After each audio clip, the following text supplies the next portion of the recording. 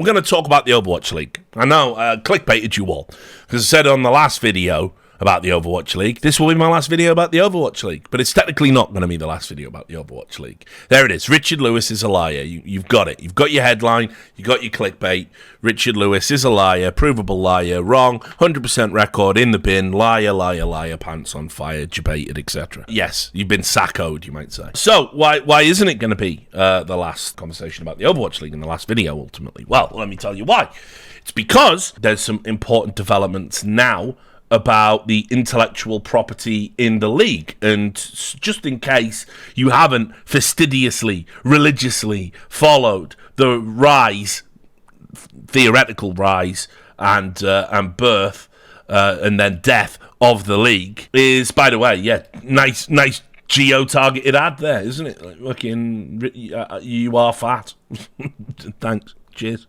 Anyway, so I need to take you back in time to the start of the league, and this is when the league was in this weird state of flux where we were still watching people sitting on the sidelines about whether or not they were going to buy in. And so Jacob Wolf was obviously all over this. I was all over this as well.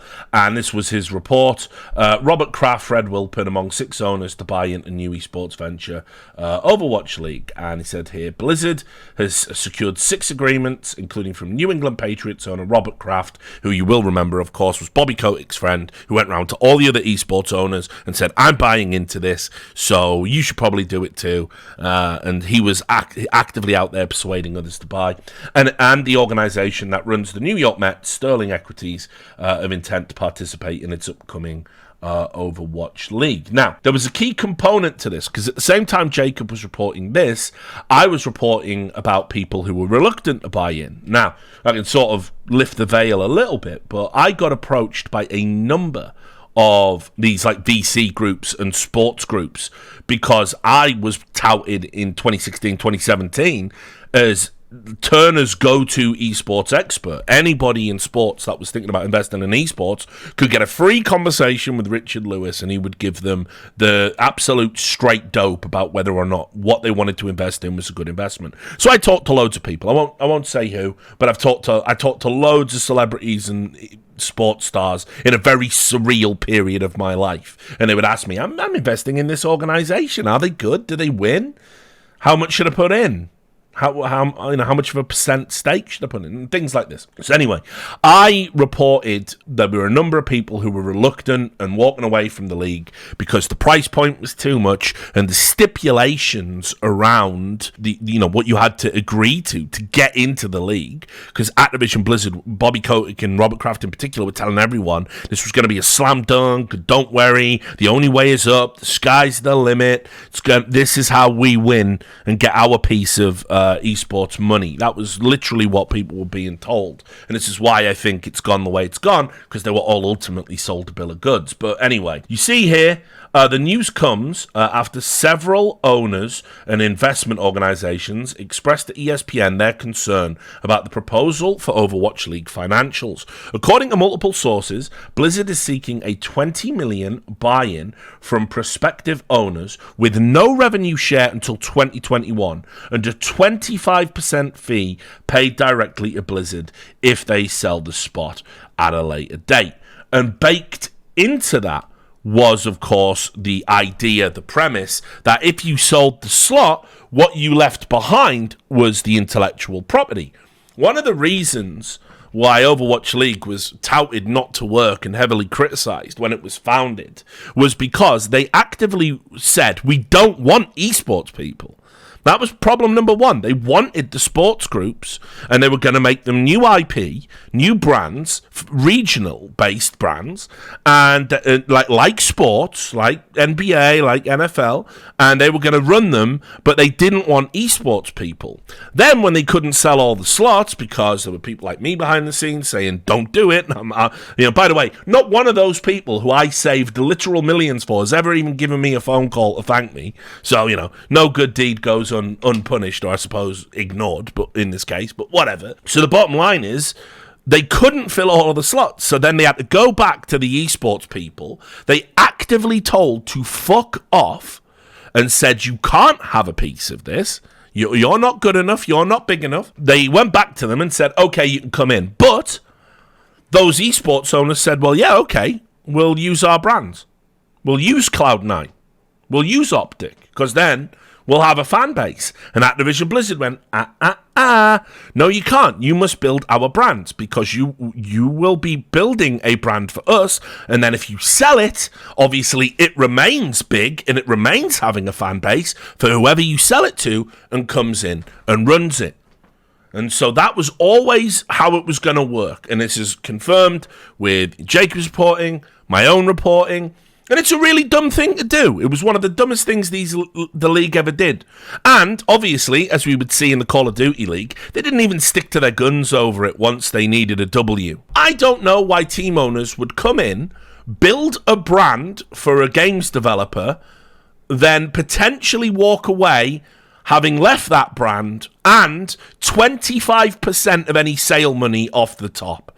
Even if the league had been successful, which it never was going to be, but even if it had, that would have been an insane thing to agree to. That is a terrible business decision. But this is how you know there was so much VC money being thrown around 2016, 2017, 2018, that they could just say yes to that and nobody would pump the brakes. It's mental, legitimately mental, how bad a deal that is. So anyway, lots of people have assumed that now that the league is dead, and I'm still waiting, by the way, why haven't Activision Blizzard put out a more definitive statement about the league dying? Why haven't they announced what plans they have for the future of the Overwatch esports yet?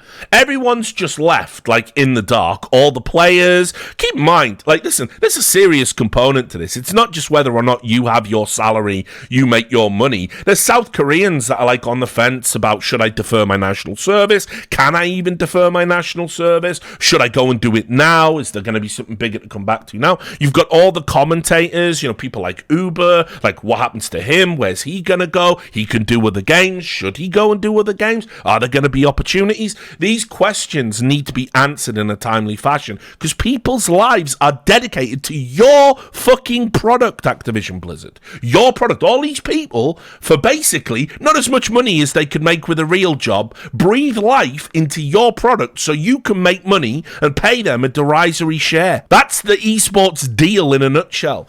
So the least you could do is just answer these questions, but they haven't. So there was one question came up on Twitter, and I pointed it out in a previous video, previous stream. I think in the one about the AI penises about Overwatch. I think it was in that video. Somebody asked a really good question, and they said, hey, what's going to happen to the IP now? What's going to happen to the intellectual property? Who keeps the brands? Now, remember, as we know, theoretically, you were meant to be selling these, giving Activision Blizzard 25% or whatever you fucking got, and then walking away and letting Activision Blizzard keep the brand. But Activision Blizzard are the ones paying you to fuck off. So they ain't getting 25% of that. That defeats the purpose. They're just giving you a cold 6 million. Yep, sorry. Fuck off. I can't believe there was people who wanted to stay, if you can get your head around that. I might fold that into this to make the video longer. But anyway, what happens to the brand? Who's keeping it? Because there's still going to be Overwatch Esports. Well, they've answered the question. A question has been answered. It was by Toronto Defiant. Toronto Defiant keep coming out and just being they're revealing stuff before Activision Blizzard are revealing stuff. Toronto Defiant is always the one coming out and saying, this is what's happening. No. I don't know if that's going to piss Activision Blizzard off, or is pissing them off, or if they're like de facto spokespeople for the owner group or whatever, but it's always them. And it was up on GG Recon, as I was saying, on the awards video. GG Recon have been doing some great fucking work lately. You gotta love it. Overwatch League franchises are going to be allowed to keep their branding beyond the confines of the league. Adamu, I think it was him who tweeted the AI penises. Apologies if it wasn't Adam. The CEO of Overactive Media shared in an interview with GG Recon. We own all our intellectual property with respect to the Overwatch League. After the official end of the franchise league, which ran for 6 seasons from 2018 onwards, questions arose about the nature of the franchise agreement in terms of its brands, other franchises, and had implied a continued use of their Overwatch League branding. So, this is obviously something they have negotiated on the way out. And I'm astounded Activision Blizzard is agreeing to it, given the original premise of the league. But yeah, Toronto Defiant get to keep Toronto Defiant, run Toronto Defiant. They'll compete in the Overwatch League Open Circuit, which is going to be run by Savvy Games Group, most likely. They're going to be doing that. And they're going to be doing it under the Toronto Defiant banner. And you know, look, my read on this has always been that the only reason they got anything from Activision Blizzard on the way out is basically because there was a lawsuit brewing. I know people have messaged me and said, "No, actually, you're way off on that." I don't understand any other... Nothing else makes sense. So let's get this straight. You employed a law firm as a collective, all the owners. You had private communications with Activision Blizzard that we don't know anything about, using that lawyer as a, you know, means to talk to them. They were the medium through which you spoke to Activision Blizzard. So you used a law firm for that. You were super upset about a lack of communication coming from Activision Blizzard management, because obviously they've got bigger things on the mind right now, like the acquisition by Microsoft. And then all of a sudden, you're taking a vote. It doesn't even have to be unanimous. And the terms on the table are you'll get $6 million back, and you get to keep the intellectual property, and you're still going to be invited to compete in any Activision Blizzard Overwatch tournaments moving forward. Nah. Someone, somewhere, has fucking issued a legal threat. Someone somewhere has talked about class action. Keep in mind that while that was going on, and this isn't even talked about, Activision Blizzard got investigated and found guilty by the antitrust division of the American government. They had to settle up with them. This league has been an unprecedented disaster. So now we are left with the question, well, why would you want to keep the fucking brands? I don't know. Some have been successful. I would argue Toronto Defiant. I would argue Outlaws. Maybe a few others. Obviously, San Francisco Shock. I think there's value in keeping some of them. But if I was like London Spitfire, I'm not competing under that. I'm going to compete under Cloud9. I think that makes way more sense, in my opinion. Just based on what I understand about fan base numbers and who gets engagement and who doesn't. So I don't even know. I hope you're not obligated. You shouldn't be obligated to keep them outside the confines of the league. And maybe it makes sense, maybe it doesn't. And if they own the IP, sure. I mean, that sort of suggests they could sell it at some point. I guess the brand is an asset now. I don't know who the fuck would buy a brand that's only known for participating in the Overwatch League. I don't really know how that would go, but I guess if there was like a London-based esports org that wanted to buy some quick credibility, that could be something. But anyway, the bottom line is I don't know how many orgs would even want to keep these brands, but it is good to know that, yeah, they actually are going to fucking be allowed to keep them. Which really should tell you that, actually, the league's been an even bigger failure than you can imagine. Activision Blizzard are left with nothing. Like, they have got nothing. The only thing they are left with is the indignity of having run the biggest esports failure since CGS. It's actually crazy. While that went on, apparently Atlanta Reign voted to stay in the league. Their coach, I think a chap called Gator, said actually they weren't the only ones. And I don't understand that at all. I think 6 million of fuck off is like, that's the dream, right? But yeah, look, there it is. Two former Overwatch League franchises indicate they wanted to stay. And you can see here, this was while they were sort of in the build-up to the votes. Before it was officially announced. Gator described the terms of the proposed updated operating agreement that the Overwatch League franchises voted upon as dog shit. So if they'd stayed, they would have been absolutely fleeced anyway. But this was the Houston Outlaws also did this. They put a statement out. Outlaws Nation. It's clear that the new direction for the organization comes as a surprise to many of you. The decision to move into dedicated content creation was not something we took lightly. The Outlaws as an organization was incredibly dedicated to the Overwatch League and to our fans. However, with the dissolution of the league, which was not our decision, we had to decide whether to stay together and forge a new direction as Outlaws or dissolve along with the Overwatch League. Content and entertainment are not new to us and serve as an avenue we see as a natural brand extension and connection to the large gaming community. We are thankful for all the fans who have supported us throughout the years and have expressed excitement for our next chapter. Outlaws is a brand that wants to entertain and bring laughter into people's lives. We wish the entire community well and understand that our new content and approach will not appeal to everyone, and that's okay. But we will not be an organisation that condones hatred and bullying, whether it be directed towards our creative staff or other fans. Our world needs and deserves better. Basically, this was in the aftermath of, they said, we're not going to be a team anymore. We're not going to compete in Overwatch anymore. We're going to become a content creation hub. And that was basically, that got an adverse reaction.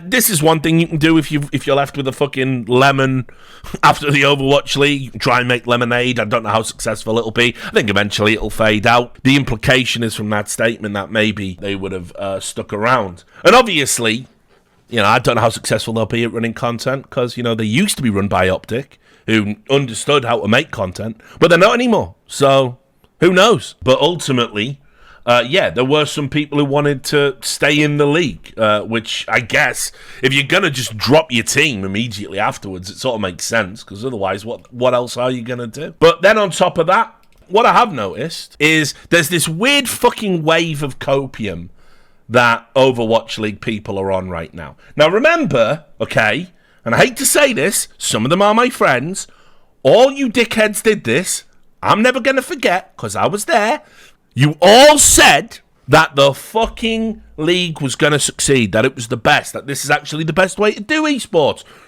And every time it took a turn for the worst, y'all came out and fucking had to say, oh, it's good that happened, actually. Yeah, if you think about it, like, there's never been a more copium-addicted fucking community than the Overwatch losers, actually. It's fucking ridiculous. The average pleb fan has been, you know, banging on about how the league isn't going to die. Richard Lewis was wrong. Every time that video of me just saying in 2017, this is what will happen to the league, and it being absolutely right, beat for beat. There's never been a better aged opinion in the history of esports, actually. Every time that video gets played, they go, all right, yeah, he was right, but by accident. And actually, he said it was going to die by 2021.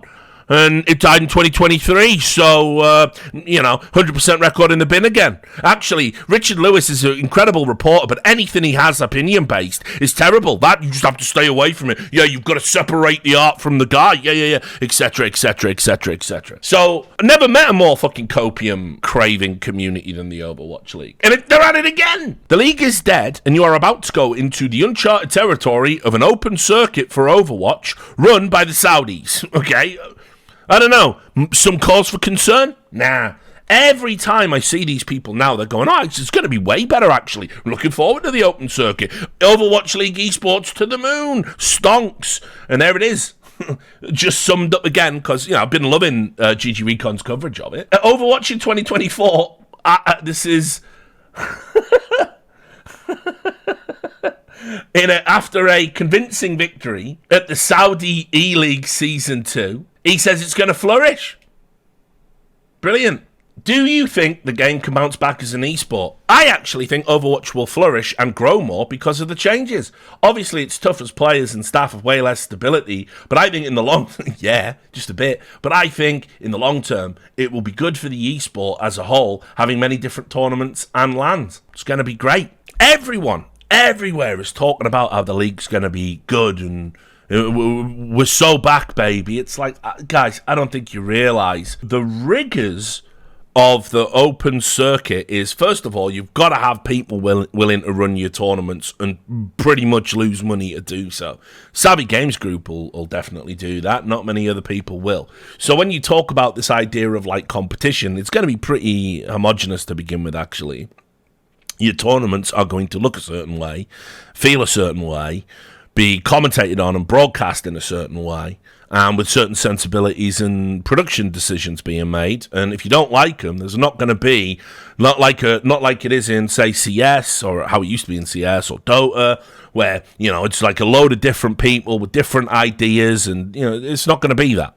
Then on top of that, you've got this weird fucked up, who's even going to keep an Overwatch team around as we live through the esports winter? That's the next thing. Then you've got the issue of which regions are going to value it and wish to participate. Are we going to lose all that, like, talent from South Korea? Is it just not going to be there? Are we going to somehow, like, unearth and activate, talent in other regions? Because much the same way as I've talked about with, like, the problem League of Legends has is that it's essentially a boomer game. I got news for you. People aren't, even though it's on Steam, people aren't going to install Overwatch 2 and start playing it en masse to the kind of level you need to have a really good talent pipeline coming through for a successful esport. So you got that problem to conquer as well. It's been deemed such a disaster, and we know the only good thing about Overwatch is the porn. We say that over and over again. You need a sort. I don't know if there's a fucking 3D animated porn to esports pipeline. I don't know if that exists. If it does, then great. Overwatch will be fine, but I don't think that exists, unfortunately. So you've got that problem, and then now with the brands, okay, some people are going to want to keep those brands, other people aren't going to want to keep those brands. Do the brands have intrinsic value? Do you keep your fan bases outside of a mandated, regimented league? I think what you'll see happen again is you will get, for the first Overwatch tournament in the Brave New World of an open circuit, they'll run some traditional format, like, they'll run a double a limb or a single a limb, the type of cup that you're familiar with, and it'll get a load of viewership. The viewership might even be like, I don't know, half of its peak when the game was first released, and everyone will be doing this. We're so back. Wow, all we needed to do was kill the league the whole time, and look at what we could have had. But what obviously is going to happen is it's going to slowly die off, because now you've got to compete in the attention economy with an unpopular game in a brand new league that's really being run just for the sake of having more territory. And I will just say this, probably eventually we're going to get to the fork in the road, guys, that I've told you about. So, mark this date in your diary. It's being run by a Saudi company owned by the Saudi state. And we've just had Saudi win the World Cup. And it's probably going to be folded into the new Saudi Arabian-owned World Cup. Then you've got to start asking yourself, where does that lead to in a game where all your characters are canonically gay or non-binary or trans, and all you've got all these, like, laws and stories around your characters, and they ain't gay in Russia, they ain't gay in Turkey. We know that. They ain't gay in China. They ain't even gay in South Korea. What's going to happen, guys? Well, let me tell you. Keep in mind, because Overwatch was just invented for Tumblr sex weirdos anyway, so they could fucking, have a video game. I think that core audience is going to see the inherent bigotry, and they're going to be turned off by it. Because who in their right mind wouldn't be? So it's coming up, guys. It's going to happen. I'm telling you, it's going to happen. I'd love to see some commentator, try and throw it in there. You'll never work again. But if you want to go out in a blaze of glory and get a Kotaku article written about you, here's how you do it. You interview somebody in the Saudi Arabian Overwatch World Cup, and you say, I can't help but notice you play a lot of gay characters. Are you making some statement about gay rights? You stitch them up. That's what I'd do. I would. But no, obviously that's not going to happen, because they're just not who they are in that region. So put it this way, the one thing I'll say about the Overwatch League, all joking aside, all joking about them being Tumblr sex weirdos aside and all of that, right? I will say, as a community, very much baked into its identity are the ideas of this is a game for everybody. And so because of that, now that it's going to be dominated by this Saudi influence, like a lot of other games, In Counter-Strike, it's never been a conscientious audience. They're not even a well-informed audience. They think gambling is as bad as beheading someone, and throwing them off a building because of their sexual identity, for fuck's sake. You're not dealing with serious people at that point. But in the Overwatch League, I think they are a little bit more conscientious about this stuff, and I think it's going to be a turn-off to a lot of people actually to see it so Saudi Arabian dominated. So there's a ton of problems that the brave new world of Overwatch has to get past before it can even realistically have a chance at survival in the broader attention economy. And on top of that, we don't even know in 2024 might be some new sick games coming out that people want to focus on. There could be a ton of things. Valorant might just absorb a lot of the Overwatch audience. No, I'm not talking about GTA, obviously, but it's going to be very hard. It's going to be very hard. It's a very hard road. And if I was a member of broadcast talent, or a player, or a manager, or a coach, or any of these people, if you had an opportunity to go to another game now instead of wasting another year of my life, another 2 years of my life trying to push this Sisyphean boulder up a hill, I would bail now. I would get out now before the heartbreak, guys, because it ain't going to be what you think it's going to be. The only benefit to come from the death of the Overwatch League and this, have the IP, go forth and multiply, do what you want. The only good thing to come out of that is there's no Activision Blizzard in your life anymore. Not technically, not to the degree of particular pernickety control that they used to engage in. Still their game, but new management changes within that company because of the Microsoft acquisition. There's a nice little layer of extraction. You're not helping, build an extension on fucking Bobby Kotick's mansion anymore, and they're not gonna be sticking their finger in the gumbo as much. But ultimately, there's no guarantee it flourishes, guys. Flourish is such a crazy over expectation for the reality. If you like watching Overwatch, you're going to have opportunities to do so. If you like playing Overwatch and you're good enough to compete, you're going to have opportunities to do so. You're going to make shit money doing it. It ain't going to be great. And in the back of your mind, you're always going to be thinking Saudi. But you're still going to be able to do it. Flourish? Nah. If you couldn't flourish with view botting the streams by embedding it everywhere, you didn't win hearts and minds there, playing it in the client when people booted it up, massaging all the numbers, getting millions, hundreds of millions of investment money, sponsor money, a $90 million 2-year sweetheart broadcasting deal by leveraging Twitch, by essentially, doing the old trick of threatening to pull all you. If you couldn't do it with all of this, you ain't doing it on the open circuit. It's too fucking brutal to build from that. You have to have something really, really special. And it might just be those days are over.